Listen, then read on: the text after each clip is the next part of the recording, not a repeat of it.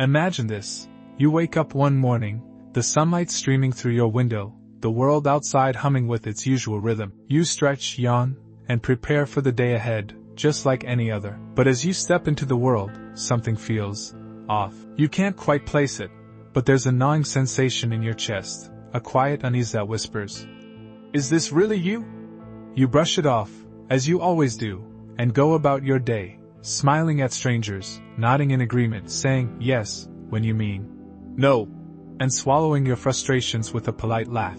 You're nice, always nice. It's who you are. It's what people expect. It's what the world demands. But as the day wears on, the unease grows. By nightfall, it's a storm raging inside you, and you're left staring at the ceiling, wondering, why does being nice feel so wrong? Here's the paradox. Niceness is supposed to be a virtue, a moral compass guiding us toward harmony and connection. It's the glue that holds relationships together, the oil that smooths the gears of society. And yet, for many of us, it's also a prison, a cage of our own making, built from the bars of other people's expectations and the locks of our own fear. We're told to be kind, to be accommodating, to put others first. But what happens when niceness becomes a mask we can't take off? What happens when it erodes our sense of self, leaving us hollow and resentful? What happens when the very thing meant to connect us to others becomes the force that isolates us from ourselves? Consider this. How many times have you said yes, when every fiber of your being screamed no? How many times have you swallowed your truth to avoid conflict, only to feel the bitterness of that silence later? How many times have you sacrificed your own needs on the altar of niceness, only to wonder why you feel so empty, so unseen, so invisible? These are not idle questions. They are the echoes of a deeper, more unsettling truth, that niceness, when taken to its extreme, is not a virtue, it's a betrayal of the self, a betrayal of authenticity, a betrayal of life itself. But why? Why does something as seemingly innocent as niceness carry such a dark undercurrent? Why does it feel so good in the moment, yet leave us so drained in the aftermath? Why does it promise connection but often deliver loneliness? The answer lies not in the act of being nice itself, but in the hidden forces that drive it, forces rooted in fear, in conditioning, in the very fabric of our psyche, forces that whisper, "You are not enough as you are, you must earn your place, you must prove your worth." Forces that turn niceness into a currency, a performance, a survival strategy, forces that, if left unchecked, can consume us whole. And so, we arrive at the great question, what is the cost of always being nice? What do we lose when we prioritize harmony over honesty, when we trade our authenticity for approval? What happens to the soul when it is forced to wear a mask for too long?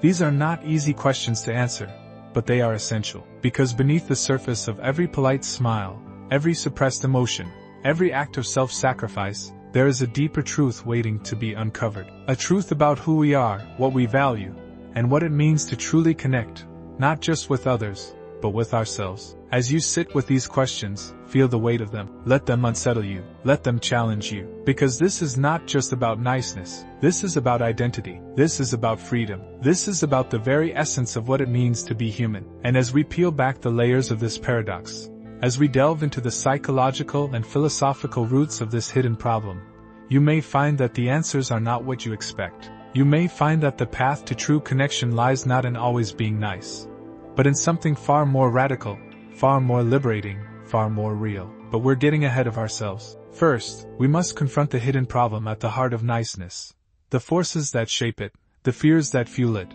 and the ways it silently shapes our lives. Only then can we begin to unravel its grip and discover what lies beyond. So, take a deep breath. The journey is just beginning. To understand the problem with always being nice, we must first confront the uncomfortable truth. Niceness is often not an expression of genuine kindness, but a defense mechanism, a shield we wield to protect ourselves from rejection, conflict, and the terrifying vulnerability of being seen. It is a performance, a carefully curated act designed to win approval, avoid discomfort, and maintain the illusion of control. But beneath this performance lies a deeper, more insidious force, fear. Fear of being judged, fear of being abandoned, fear of being unlovable. And it is this fear that drives us to contort ourselves into shapes that are not our own, to silence our voices, and to sacrifice our needs on the altar of others' expectations. This fear is not arbitrary. It is rooted in the very fabric of our psyche, shaped by centuries of cultural conditioning and evolutionary survival strategies. From a young age, we are taught that our worth is conditional, that we must earn love, approval, and belonging through our behavior. We learn that conflict is dangerous, that disagreement is divisive, and that our true selves are often too messy, too raw, too much to be accepted. And so, we adapt. We become experts at reading the room, at anticipating the needs of others, at smoothing over the rough edges of our personalities to fit into the neat little boxes society has prepared for us. We become nice. But at what cost? The psychological roots of this phenomenon can be traced back to the work of Carl Jung, who spoke of the persona, the mask we wear to navigate the social world. According to Jung, the persona is not inherently negative. It serves a necessary function, allowing us to interact with others in a way that is socially acceptable. But when the persona becomes too rigid, too dominant, it can eclipse the true self, leading to a state of inner fragmentation and alienation. This is the danger of niceness. When we prioritize the persona over the authentic self, we lose touch with who we truly are. We become strangers to ourselves, trapped in a cycle of performance and pretense. Friedrich Nietzsche, too, warned of the dangers of excessive niceness, though he framed it in terms of slave morality, a system of values that prioritizes meekness, obedience, and self-sacrifice over strength, individuality, and self-assertion. In Nietzsche's view, this morality is born out of resentment, a way for the powerless to cope with their oppression by glorifying their own subjugation. While his critique is often misunderstood, it contains a kernel of truth. When niceness becomes a tool for self-negation, it ceases to be a virtue and becomes a form of self-betrayal. It is a way of saying, I do not matter, my needs do not matter, my truth does not matter. And in doing so, it perpetuates a cycle of disempowerment and invisibility. But the problem with niceness is not just psychological. It is also philosophical. It raises profound questions about the nature of identity, freedom, and authenticity. Jean-Paul Sartre, for instance, argued that we are condemned to be free, that we are constantly faced with the burden of choice, and that every choice we make defines who we are. When we choose to be nice at the expense of our authenticity, we are not just avoiding conflict, we are abdicating our freedom. We are choosing to live in bad faith, to deny our own agency and responsibility. And in doing so, we betray not only ourselves but also the very essence of what it means to be human. Viktor Frankl, a Holocaust survivor and existential psychologist, offered a different but equally profound perspective. He believed that the search for meaning is the primary drive of human existence, and that this meaning can only be found through authentic engagement with life. When we prioritize niceness over authenticity, we are not just avoiding discomfort, we are avoiding life itself. We are choosing to live in a state of existential numbness, disconnected from our own desires, values, and purpose. And in doing so, we risk falling into what Frankl called the existential vacuum, a state of emptiness and despair that arises when we lose touch with what truly matters. The societal forces that reinforce this dynamic are equally powerful. We live in a culture that valorizes niceness, especially in certain groups. Women, for instance, are often socialized to be accommodating, nurturing, and self-sacrificing, while men are taught to suppress their emotions and avoid vulnerability. These gendered expectations are not just outdated, they are deeply harmful, perpetuating cycles of repression and disconnection. And in an age of social media, where likes and followers have become a new currency of validation, the pressure to be nice, to be likable, agreeable, and non-threatening, has only intensified. The result is a world in which authenticity is increasingly rare, and niceness has become a form of social currency, traded at the expense of our true selves. But here's the twist: the very thing we fear, rejection, conflict, vulnerability, is also the key to our liberation. It is only by confronting these fears, by embracing the discomfort of being seen, that we can begin to reclaim our authenticity. This is not an easy task. It requires courage, self-awareness, and a willingness to sit with the discomfort of uncertainty. But it is also the only way to break free from the prison of niceness and step into the fullness of who we are. As we delve deeper into the unseen consequences of this dynamic, we will see how it shapes not only our individual lives but also the broader social fabric. We will explore the cognitive biases that keep us trapped in this cycle, the neurological mechanisms that reinforce it, and the cultural forces that perpetuate it. And we will begin to glimpse the possibility of a different way of being, one that is rooted not in fear, but in freedom, not in performance, but in presence, not in niceness, but in authenticity. But first, we must confront the hidden cost of always being nice, the toll it takes on our relationships, our mental health, and our sense of self. Only then can we begin to imagine a way out. So, take a moment to reflect. What has niceness cost you? What parts of yourself have you silenced, suppressed, or sacrificed in the name of being nice? And what might it mean to reclaim them?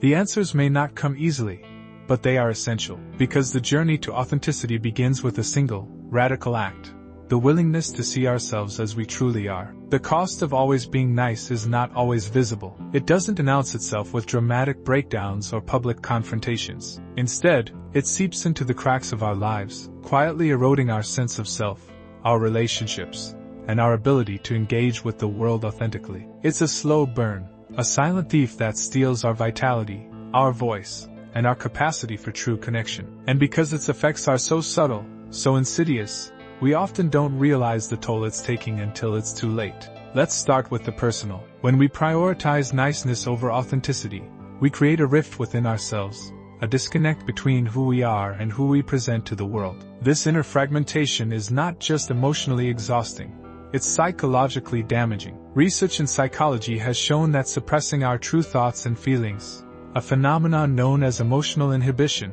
can lead to a host of negative outcomes, including increased stress, anxiety, and even physical illness. When we constantly silence our needs and desires, we send a message to ourselves: you do not matter. Over time, this message becomes internalized, leading to a diminished sense of self-worth and a pervasive feeling of emptiness. But the consequences don't stop there. This inner fragmentation also affects our relationships. When we are always nice, always accommodating, we deprive others of the opportunity to know us, to see us as we truly are. Relationships built on niceness are often shallow, transactional, and devoid of true intimacy. They are based on performance rather than presence, on masks rather than authenticity. And while they may appear harmonious on the surface, they are often riddled with unspoken resentments, unmet needs, and a lingering sense of disconnection. As the philosopher Martin Buber once wrote, "The world is not comprehensible, but it is embraceable." But how can we embrace or be embraced when we are hiding behind a mask?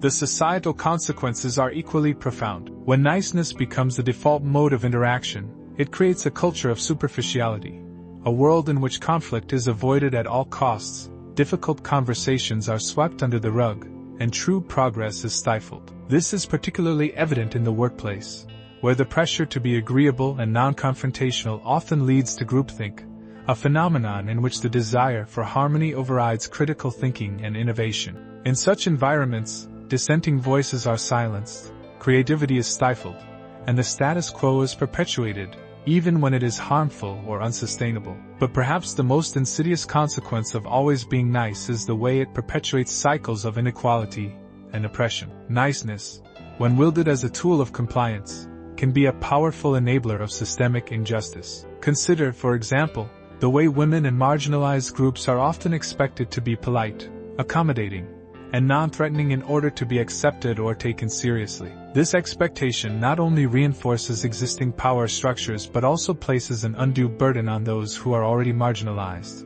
forcing them to suppress their anger, their pain, and their truth in order to navigate a world that is often hostile to their very existence. In this way, niceness becomes a form of complicity, a way of maintaining the status quo at the expense of justice and equity. The cognitive biases that underpin this dynamic are equally troubling. One such bias is the approval-seeking bias, which leads us to prioritize others' opinions over our own needs and desires. This bias is reinforced by societal norms and cultural conditioning, which teach us that our worth is contingent on others' approval. Another is the conflict avoidance bias, which causes us to perceive conflict as inherently dangerous or destructive, even when it is necessary for growth and change. These biases not only keep us trapped in the cycle of niceness but also prevent us from engaging with the world in a way that is authentic and meaningful. Neurologically, the habit of always being nice can also have profound effects on our brain. When we suppress our true thoughts and feelings,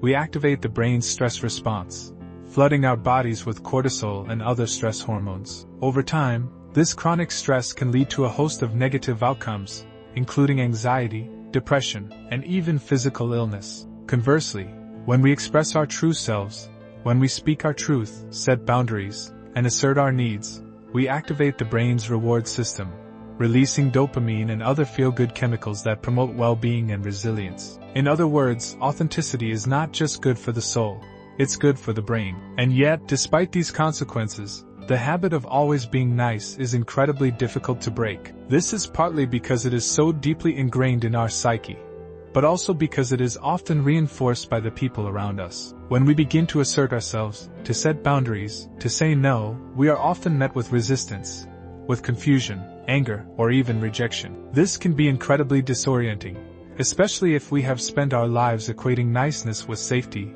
and belonging. But it is also a necessary part of the process. As the psychologist Carl Rogers once said, "The curious paradox is that when I accept myself just as I am, then I can change." The same is true of our relationships.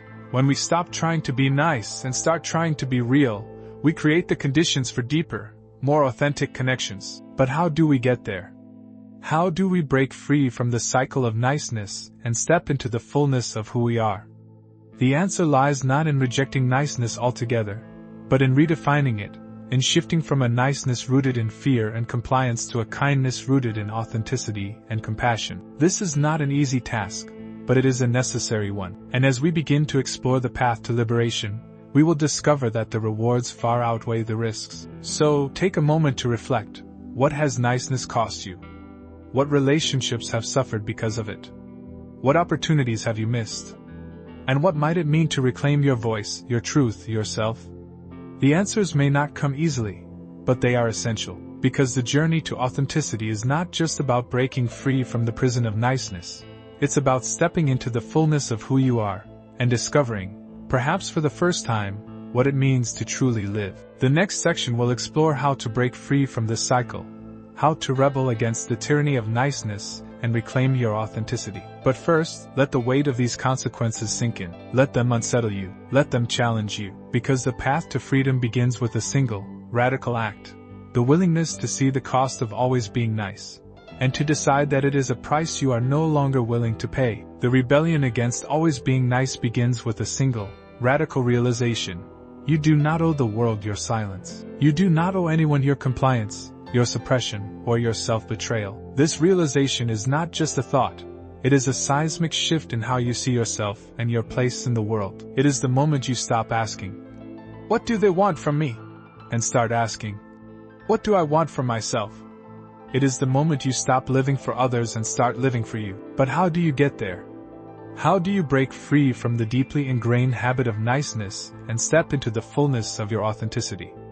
The answer lies in a series of counterintuitive, often uncomfortable steps that require courage, self-awareness, and a willingness to sit with discomfort. These steps are not easy, but they are necessary, and they begin with the most radical act of all, the decision to prioritize yourself. The first step is to cultivate self-awareness. This means taking an honest, unflinching look at the ways in which niceness has shaped your life. It means asking yourself, where have I silenced myself? Where have I sacrificed my needs for the sake of others? Where have I traded my authenticity for approval? This process can be painful, even shameful, but it is also liberating, because when you see the ways in which niceness has held you back, you also begin to see the ways in which you can break free. The second step is to redefine your relationship with conflict. For many of us, conflict is synonymous with danger, a threat to our safety, our relationships, our sense of self. But what if conflict is not something to be avoided, but something to be embraced? What if it is not a sign of failure, but a sign of growth? The truth is, conflict is an inevitable part of human relationships. It is how we negotiate boundaries, express our needs, and deepen our understanding of one another. When we avoid conflict, we avoid the very thing that allows us to connect authentically. So, instead of fearing conflict, learn to see it as an opportunity, a chance to assert your truth, to set boundaries, and to create relationships that are built on honesty rather than pretense. The third step is to practice saying no. For many of us, saying no feels like an act of betrayal, a violation of the unspoken social contract that demands our compliance. But saying no is not just an act of self-preservation, it is an act of self-respect. It is a way of saying I matter, my needs matter, my time and energy are valuable. Start small. Say no to things that drain you, to requests that feel unreasonable, to obligations that do not align with your values. And when you do, notice the feelings that arise, the guilt, the fear, the discomfort. These feelings are not a sign that you are doing something wrong. They are a sign that you are doing something right. They are the growing pains of authenticity. The fourth step is to embrace vulnerability. Vulnerability is often seen as a weakness, but it is actually the foundation of true connection. When we allow ourselves to be vulnerable, to express our true thoughts and feelings, to admit our fears and insecurities, to show up as we truly are, we create the conditions for intimacy and trust. This is not easy. Vulnerability requires courage, and it often comes with the risk of rejection. But it is also the only way to build relationships that are real, meaningful, and enduring. As Brené Brown, a researcher on vulnerability, once said, "Vulnerability is the birthplace of love, belonging, joy, courage, empathy, and creativity. It is the antidote to the superficiality of niceness." The fifth step is to reclaim your anger. Anger is often seen as a negative emotion, something to be suppressed or avoided. But anger is also a powerful signal, a sign that something is wrong, that a boundary has been crossed, that a need has been ignored. When we suppress our anger, we suppress our ability to advocate for ourselves. So, instead of shying away from anger, learn to see it as a tool, a way of asserting your boundaries, protecting your values, and standing up for yourself. This does not mean lashing out or acting destructively. It means expressing your anger in a way that is honest, assertive, and constructive. The sixth step is to cultivate self-compassion. Breaking free from the habit of niceness is not easy. It requires you to confront deeply ingrained patterns of behavior, to face your fears, and to sit with discomfort. Along the way, you will make mistakes, you will stumble, you will fall, and when you do, it is essential to treat yourself with kindness and understanding. Self-compassion is not just a way of soothing yourself. It is a way of affirming your worth. It is a way of saying, I am allowed to be imperfect. I am allowed to struggle. I am allowed to take up space. The seventh and final step is to build a new narrative. For too long, you have lived according to a story that says your worth is contingent on your niceness, on your ability to please, to accommodate, to conform. But this story is a lie. Your worth is not something you earn. It is something you embody. It is inherent, unshakable, and irrevocable. So write a new story, one that centers on your authenticity, your courage, and your truth. This story will not always be easy to live, but it will be yours. And in that ownership lies your freedom. As you take these steps, remember that rebellion is not a one-time event.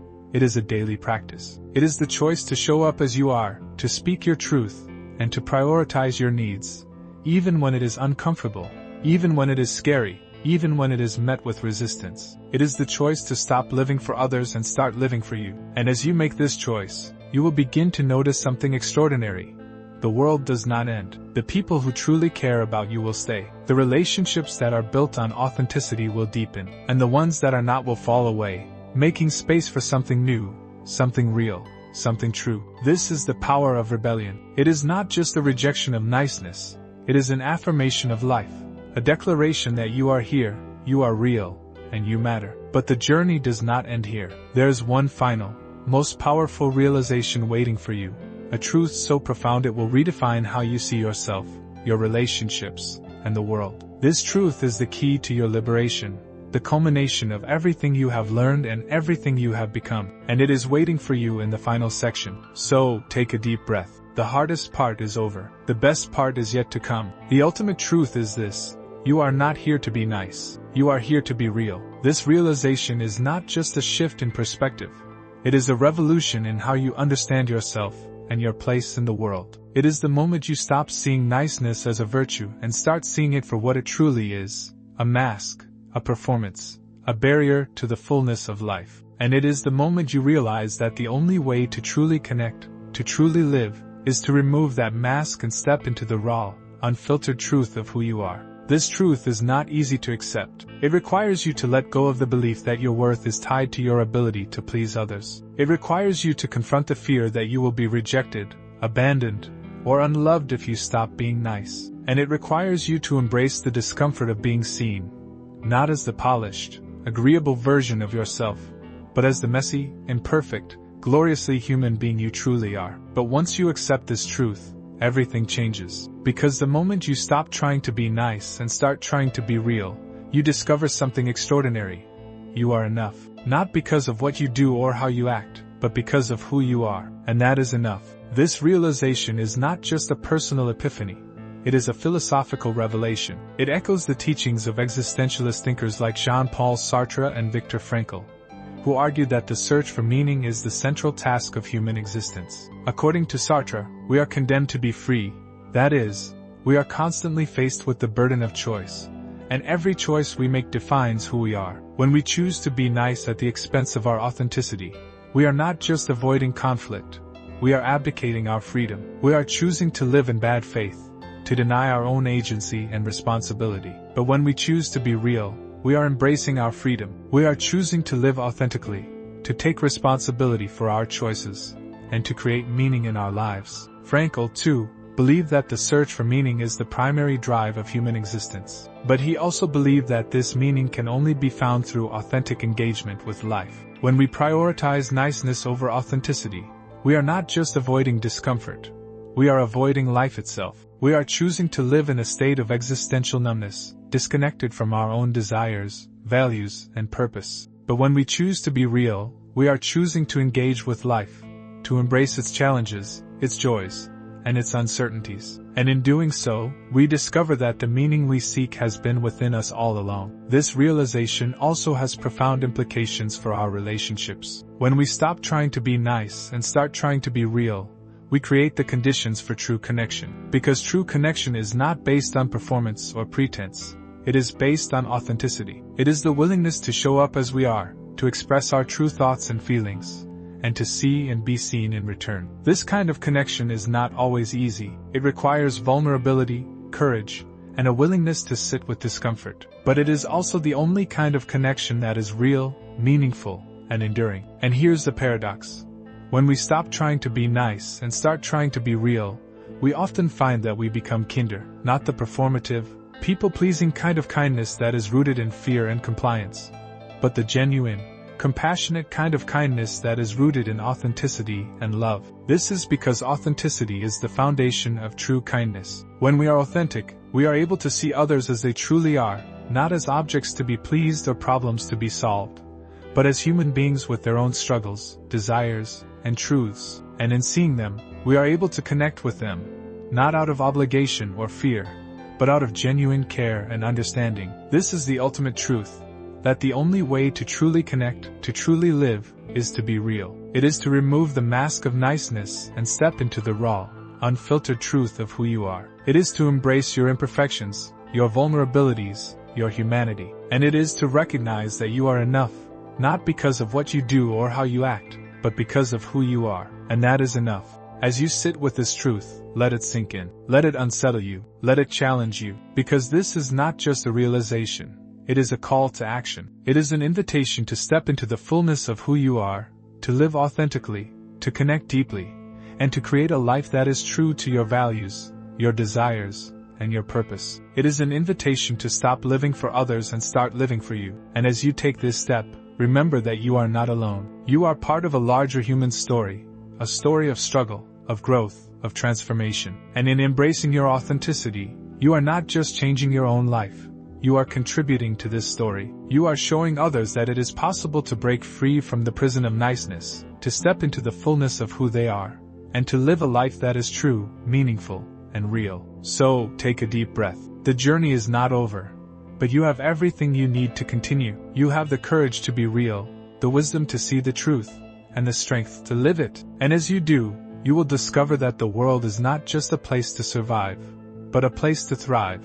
A place where you can be seen, be heard, and be loved for who you truly are. This is the ultimate truth. This is your liberation. This is your life. And it is waiting for you.